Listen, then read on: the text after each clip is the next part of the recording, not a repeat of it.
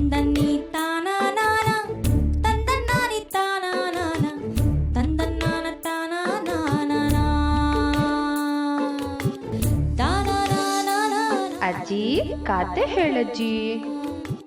Hi friends, ನಾನು ಲಕ್ಷ್ಮಿ. ಶಿವ ಶಿವ ಎಂದರೆ ಭಯವಿಲ್ಲ, ಶಿವನಾಮಕ್ಕೆ ಸಾಟಿ ಬೇರಿಲ್ಲ ಅನ್ನೋ ಚಂದದ ಹಾಡನ್ನ ಎಲ್ಲರೂ ಕೇಳಿರ್ತೀರ. ಶಿವ ಅಂದ್ರೆ ತ್ಯಾಗದ ಸ್ವರೂಪ ಅಂತಾನೆ ಹೇಳ್ತಾರೆ. ನಮ್ಮನ್ನೆಲ್ಲ ಕಾಯೋ ಶಿವಪ್ಪನಿಗೆ ಸುಖ ವೈಭೋಗಕ್ಕಿಂತ ಲೋಕದ ಒಳಿತೇ ಮುಖ್ಯವಂತೆ.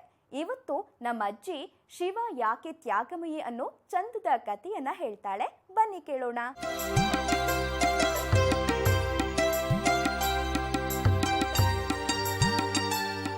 ಮಕ್ಕಳ, ಇವತ್ತು ನಾನು ನಿಮ್ಗೆಲ್ಲ ನಮ್ಮ ಪುರಾಣದ ಒಂದು ಕಥೆಯನ್ನ ಹೇಳ್ತೇನೆ. ಈ ಕಥೆಯಲ್ಲಿ ರಾಕ್ಷಸರು ಮತ್ತು ದೇವತೆಗಳು ಸೇರಿ ಸಮುದ್ರವನ್ನ ಮಜ್ಜಿಗೆ ಕಡದಂತೆ ಕಡಿದಿದ್ರು ಗೊತ್ತಾ. ಆಗ ಒಂದು ದೊಡ್ಡ ಅಪಾಯ ಎದುರಾಯ್ತು. ಆ ಅಪಾಯದಿಂದ ಶಿವ ಹೇಗ್ ನಮ್ಮನ್ನ ಕಾಪಾಡ್ದ ಅನ್ನೋ ಕಥೆ ಇದು. ಅಮರಾವತಿ ಅನ್ನೋ ಪಟ್ಟಣ, ಅಲ್ಲಿ ದೇವೇಂದ್ರ ಇರ್ತಿದ್ದ ಮಕ್ಕಳ.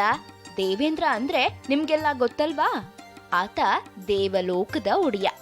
ಇಂದ್ರ ಹೇಳಿದ್ರೆ ಮಾತ್ರ ವರುಣ ಮಳೆ ಸುರಿಸೋದು, ವಾಯುದೇವ ಗಾಳಿ ಬೀಸೋದು. ಇಂಥ ಇಂದ್ರನಿಗೆ ಒಂದಿನ ದೇವಲೋಕವನ್ನೆಲ್ಲ ಸಂಚಾರ ಮಾಡ್ಬೇಕು ಅಂತ ಅನ್ನಿಸಿತ್ತು. ಆಗೆಲ್ಲ ಬೈಕು ಕಾರು ಇರ್ತಾ ಇರ್ಲಿಲ್ವಲ್ಲ ಮಕ್ಳ.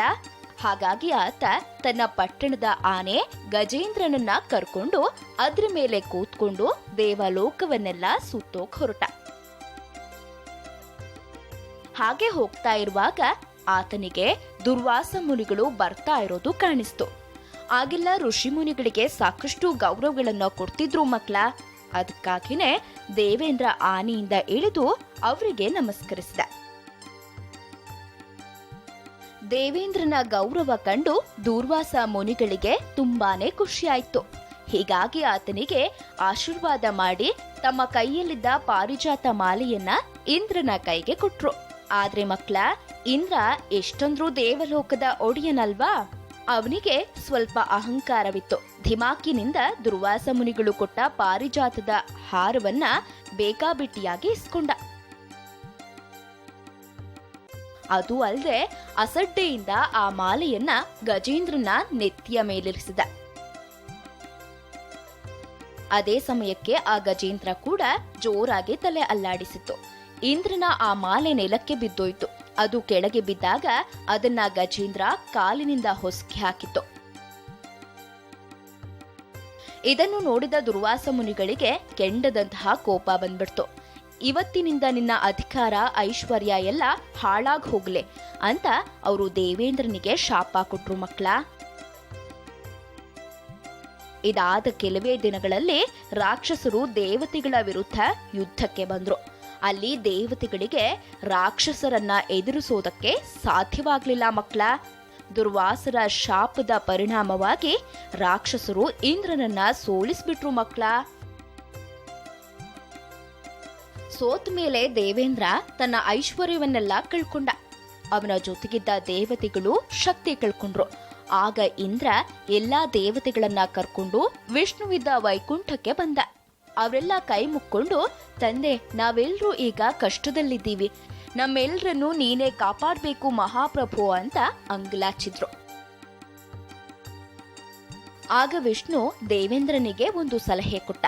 ನೀವೆಲ್ಲರೂ ಸೇರಿ ಹಾಲಿನ ಸಮುದ್ರಕ್ಕೆ ಏನೆಲ್ಲ ಗಿಡಮೂಲಿಕೆಗಳಿದಾವೋ ಅವನ್ನೆಲ್ಲ ಹಾಕಿ ಮಜ್ಜಿಗೆ ಕಡದ ಹಾಗೆ ಕಡೀರಿ. ಅದರಿಂದ ಅಮೃತ ಸಿಗುತ್ತೆ. ಅದನ್ನ ಕುಡಿಯೋದ್ರಿಂದ ನಿಮಗೆ ಸಾವೇ ಇಲ್ಲದಂತಾಗತ್ತೆ. ಯಾರನ್ನ ಬೇಕಾದ್ರೂ ಹೆದರಿಸಬಹುದು ಅಂತ ಹೇಳ್ದ.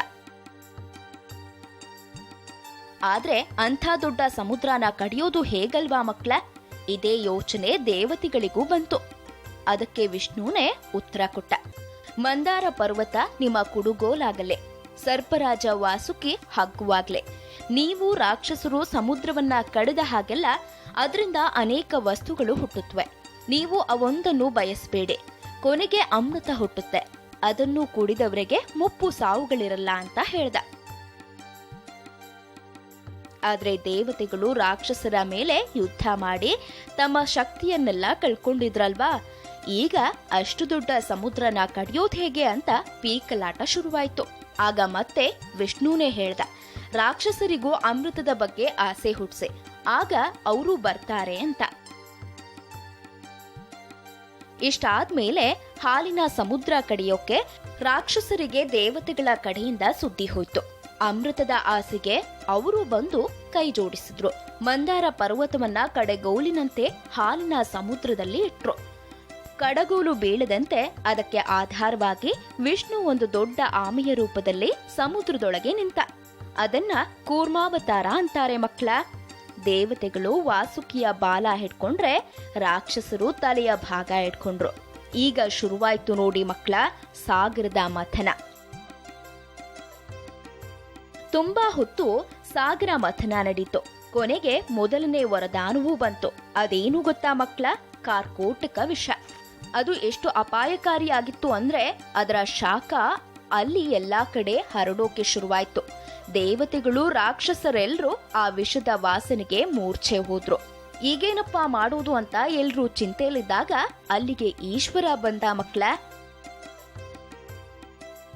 ಶಿವಪ್ಪ ಬಂದವನೇ ಈ ಜಗತ್ತನ್ನು ಕಾಪಾಡೋ ಸಲುವಾಗಿ ತನ್ನ ಶಂಖದೊಳಗೆ ಆ ವಿಷಾನ ತುಂಬಿಕೊಂಡ. ಆ ಹಾಲಾಹಲ ವಿಷವನ್ನ ಗಟಗಟ ಅಂತ ಕುಡಿದ್ಬಿಟ್ಟ. ತಕ್ಷಣ ಅಲ್ಲಿಗೆ ಪಾರ್ವತಿ ದೇವಿ ಬಂದು ಗಂಟಲಲ್ಲೇ ಆ ವಿಷವನ್ನ ತಡೆ ಹಿಡಿದ್ಲು ಮಕ್ಕಳ. ಆಗ ಆ ವಿಷದ ತೀವ್ರತೆಗೆ ಶಿವನ ಗಂಟಲು ನೀಲಿಯಾಗಿ ಆತ ನೀಲಕಂಠ ಅಂತ ಹೆಸರುವಾಸಿಯಾದ. ಹಾಗೆ ಆ ವಿಷ ಉಂಡ ಈಶ್ವರನನ್ನ ನಾವು ಈಗಲೇ ನಂಜುಂಡ ಅಂತೀವಿ. ಅನಂತರ ಕಾಮಧೇನು, ಶ್ವೇತಾಶ್ವ, ಐರಾವತ ಅನ್ನೋ ಆನೆ, ಕೌಸ್ತುಭ ರತ್ನಹಾರ, ಕಲ್ಪವೃಕ್ಷಗಳು, ಚಂದ್ರ, ಅಪ್ಸರಿಯರು ಇವೆಲ್ಲ ಬಂದ್ವು. ಬಂದಿದ್ದನ್ನ ಬಂದ ಹಾಗೆ ಒಬ್ಬೊಬ್ಬ ದೇವತೆಗಳು ಹಂಚ್ಕೊಳ್ತಿದ್ರು.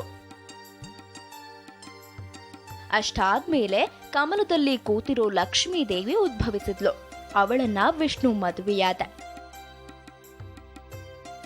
ಕಟ್ಟ ಕಡಿಯದಾಗಿ ದೇವ ವೈದ್ಯ ಧನ್ವಂತರಿ ಅಮೃತ ಕಲಶವನ್ನ ಹಿಡ್ಕೊಂಡು ಮೇಲೆದ್ದ.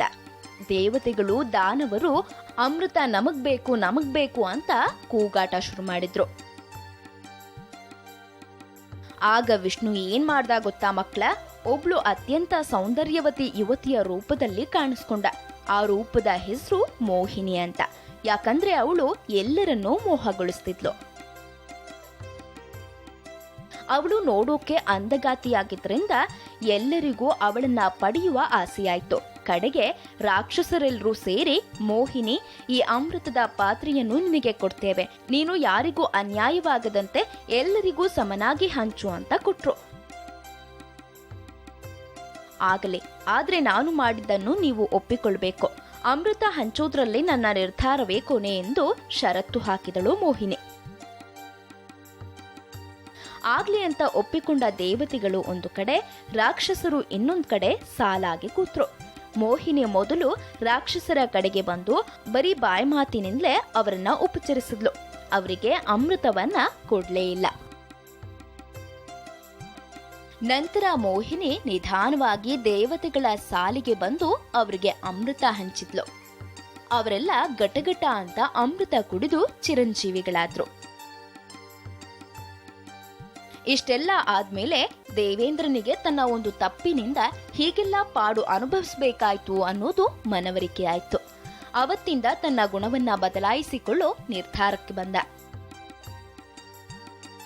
ಆದ್ರೆ ಮಕ್ಕಳ, ಒಂದ್ ವೇಳೆ ಶಿವ ಏನಾದ್ರೂ ವಿಷ ಕುಡಿದೇ ಇದ್ದಿದ್ರೆ ಆ ವಿಷ ಜಗತ್ತನ್ನೇ ನಾಶ ಮಾಡ್ಬಿಡ್ತಿತ್ತು. ಹಾಗಾಗಿ ಎಲ್ಲಾ ದೇವತೆಗಳು ಶಿವನಿಗೆ ಕೈ ಮುಗಿದು ನಿಂತ್ರು.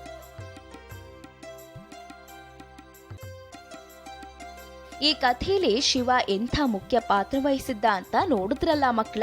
ನಾವು ಇನ್ನೊಬ್ಬರ ಸುಖದಲ್ಲಿ ಭಾಗಿಯಾಗದೇ ಇದ್ರೂ ಅವರ ಕಷ್ಟದಲ್ಲಿ ಭಾಗಿಯಾಗಬೇಕು. ಆದ್ರೆ ಯಾವ ಫಲಾಪೇಕ್ಷ ಕೂಡ ಇರಬಾರ್ದು. ಒಳ್ಳೇದನ್ನ ಮಾಡುವುದಷ್ಟೇ ನಮ್ಮ ಉದ್ದೇಶವಾದಾಗ ಮಾತ್ರ ನಮಗೆ ಒಳ್ಳೇದಾಗತ್ತೆ.